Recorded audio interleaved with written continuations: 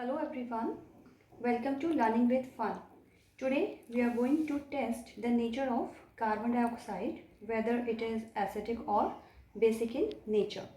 For performing this experiment, I am using one round bottom flask. It is baking soda or baking powder, chemical name sodium hydrogen carbonate or NaHCO3. This is acetic acid, vinegar is the common name, and the formula CS3COOH. Watch glass having universal indicator in it. This is green in color. And one spoon. This is rubber tube having a rubber cork at its one end. When baking powder reacts with acetic acid, or the baking soda reacts with acetic acid, then carbon dioxide CO2 gas is released, or we will be testing the nature of that carbon dioxide which will be releasing when baking powder or acetic acid will react.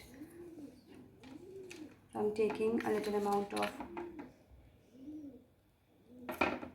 baking powder in this round bottom flask,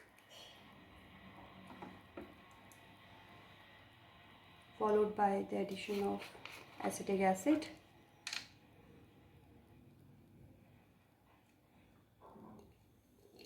Without any delay, I will put cork over it so that, and the other end I will be keeping in this watch glass.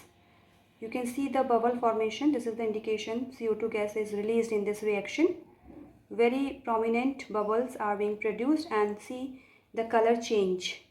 And here the carbon dioxide gas is coming in the form of bubble itself, very prominently visible, and see the very beautiful color. And this color change is just because of this carbon dioxide.